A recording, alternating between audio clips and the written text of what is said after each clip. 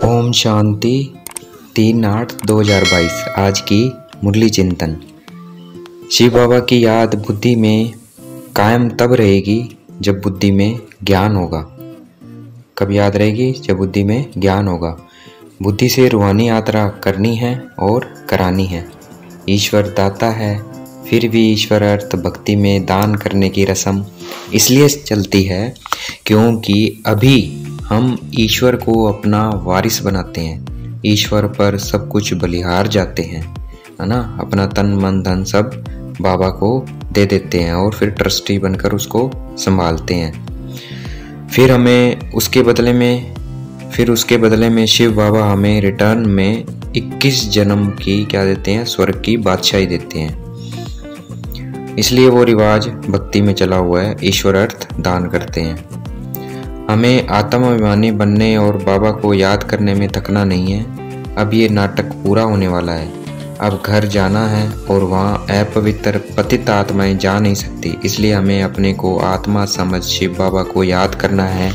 इसमें थकना नहीं है। शिव बाबा हमें रूहानी यात्रा सिखला रहे हैं। अब हमें रूहानी यात्रा करनी है, जिस्मानी यात्रा नहीं करनी। जिस्मानी यात्रा तो हम जन्म जन्मांतर करते आए हैं और ही गिरते आए हैं। अब रूहानी यात्रा से चढ़ना है।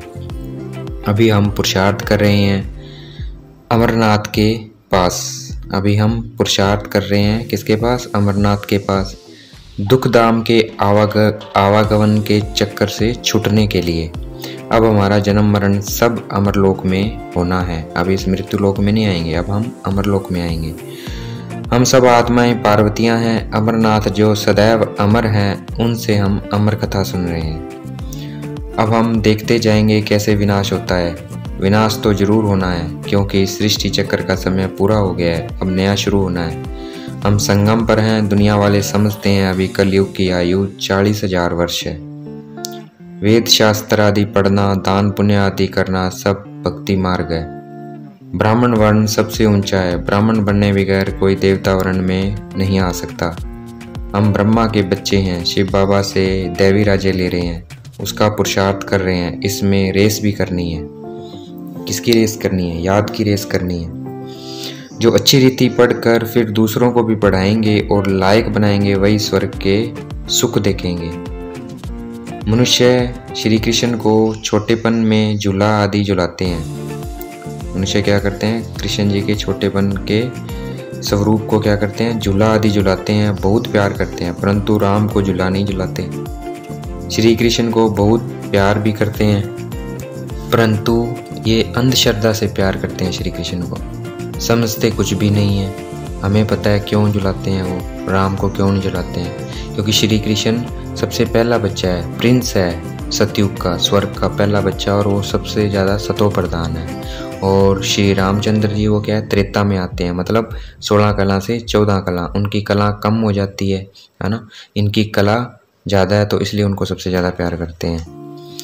शिव बाबा सोनार भी है। वह आत्मा में जो लोहे और तांबे की खाद पड़ी है उसे निकाल रहे हैं। आत्मा और शरीर दोनों जो झूठे हैं उनको सच्चा सोना बना रहे हैं। हमें चलते चलते तूफान में नहीं आना है, अर्थात विकार में जाकर अपना काला मुंह नहीं करना है। शिव बाबा अभी हमारा गोरा मुंह कर रहे हैं। हमें योग से अपनी अवस्था को शुद्ध बनानी है। कृपा आशीर्वाद आदि नहीं मांगना है। हर एक को अपनी मेहनत करनी है। जितना हम बाबा को याद करेंगे उतने हमारे विक्रम विनाश होंगे। याद नहीं करेंगे तो विक्रम ऐड होते जाएंगे और काले हो जाएंगे। गोरा बनने की मेहनत करनी है। बाबा ने आकर कुमारियों को मान दिया है, इसलिए वंदे मातरम गाया गया है। हमें अपना गृहस्थ व्यवहार संभालना है और श्रीमत पर चलते रहना है। बाप हमें 21 जन्मों के लिए स्वर्ग का मालिक बना रहे हैं तो हमें उनकी याद भूलनी नहीं चाहिए।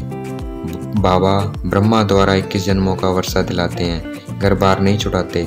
उनको भी अच्छी तरह संभालना है, घर बार को भी अच्छी तरह संभालना है। सिर्फ शिव बाबा को याद जरूर करना है, करते रहना है। हमको नशा रहना चाहिए कि हम भगवान के बने हैं। हमें पुरुषार्थ कर माँ बाप को फॉलो करना है, मम्मा बाबा की गद्दी पर बैठना है। अगर माया से हारे तो चंद्रवंशी घराने में जाएंगे, मतलब त्रेता में जाएंगे। 2 कला कम। आज की मुरली का वरदान। निमित्त भाव के अभ्यास द्वारा सब की और सर्व की प्रगति करने वाले न्यारे और प्यारे भाव। निमित्त भाव मतलब ट्रस्टी भाव के अभ्यास से अपना और दूसरों का प्रोग्रेस करने वाले न्यारे और प्यारे भाव। आज की मुरली का स्लोगन, सुखदाता के बच्चे सदा सुख के झूले में झूलते रहो, दुख की लहर में नहीं आओ। सुखदाता के बच्चे सदा सुख में झूलते रहो, दुख की लहर में नहीं आओ। अच्छा, ओम शांति। शुक्रिया मीठे बाबा, शुक्रिया।